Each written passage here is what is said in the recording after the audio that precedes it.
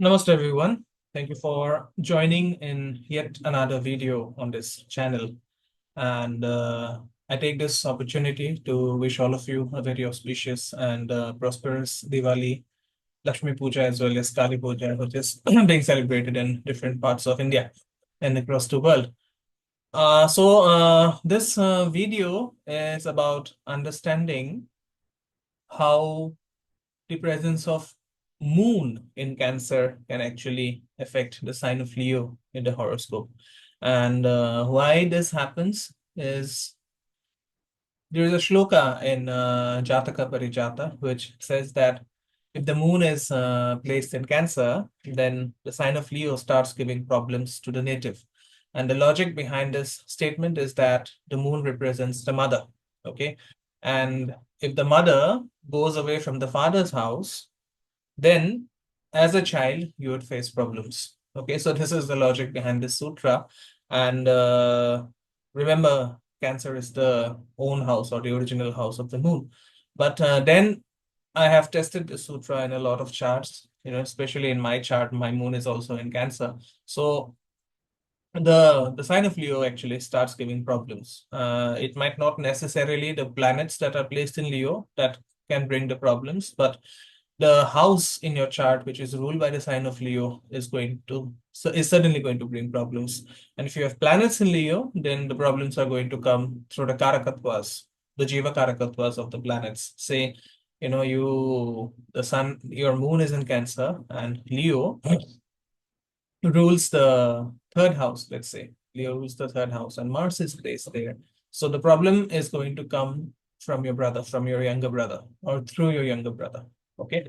Or say in the same situation, say Leo rules the third house, but it is empty, then the problems might come from your neighbors. Okay. So just give an overview of whatever problems might come because of the moon's presence in Cancer, and that hopefully that is going to give you an idea as to how to use this technique in your chart as well as in different charts. Okay, so let's say the sun is placed in Cancer and Leo rules the first house. In that case, people are going to have problems with your personality. Your personality is going to be very, very dominating, and it's going to be a big turn off for people who might get repelled by the way you speak or the way you act, the way you behave, and so on. Okay, your perceptions can also bring in problems, right? The first house also represents the perceptions. If the Leo rules the second house and the sun is in Cancer, in that case, problems are going to come from your family. You may find problems in managing money, in handling finances. You may not be born with a good financial stability. You may not be born into a family with good financial stability and so on. Okay. If Leo rules the third house and the moon goes to Cancer, in that case, problems may come from your neighbors, from your neighborhood. Okay, it can also come from your younger siblings. Okay, if the moon goes to Cancer and Leo rules your fourth house, then the problems may come from from your mother, from your home, from your homeland.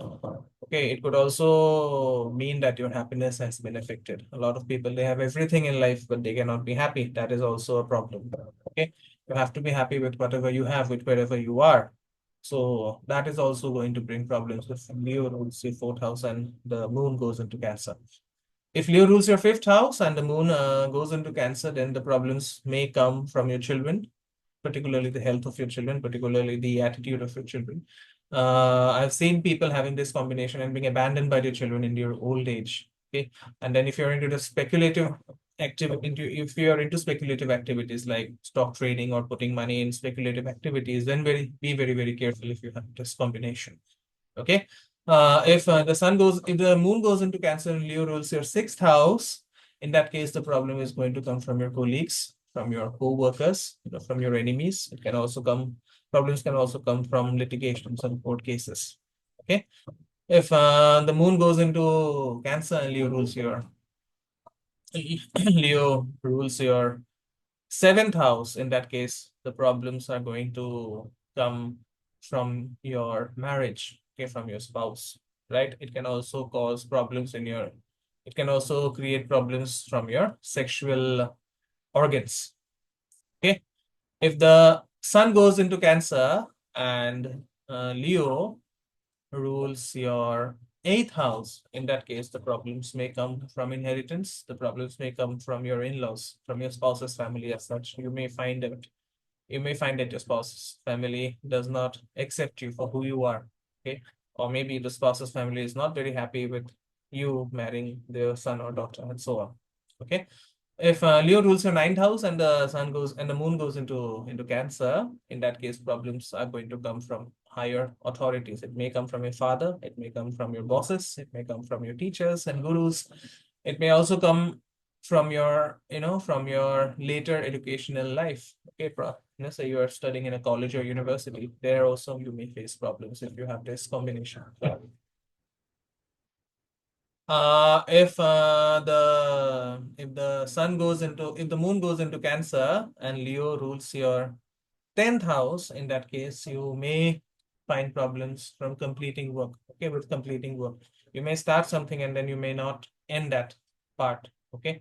It can also bring problems, related to status, related to reputation. All of a sudden, you may feel that you have built a status over a period of years, and then all of a sudden, due to some reason or the other, that status is under threat, or your reputation goes for a toss for whatever reason. Okay. If the moon goes into Cancer and Leo rules your 11th house, in that case, problems are going to come from your friends, from your network circles. It can also show problems related to your income. Your income may be unstable. You may not have fixed income. And it can also come from your elder siblings if you have. Okay. If the sun goes into Cancer and Leo rules your 12th house, in that case, you will find problems with erratic sleep. You will find it very, very difficult to stay alone. Okay, so I've seen people having this combination. They are very claustrophobic by nature. Remember, 12th house is the house of darkness.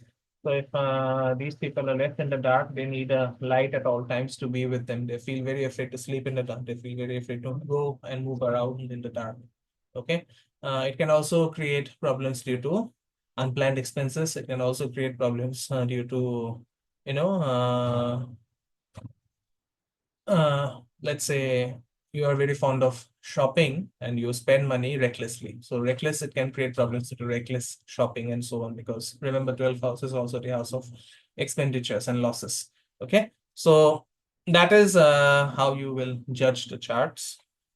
Please test it out on your own charts before testing out on others' charts. And do let me know in the comment section how this sutra works. And I'll see you soon in my next video. Please subscribe to the channel, like the content if you find it useful.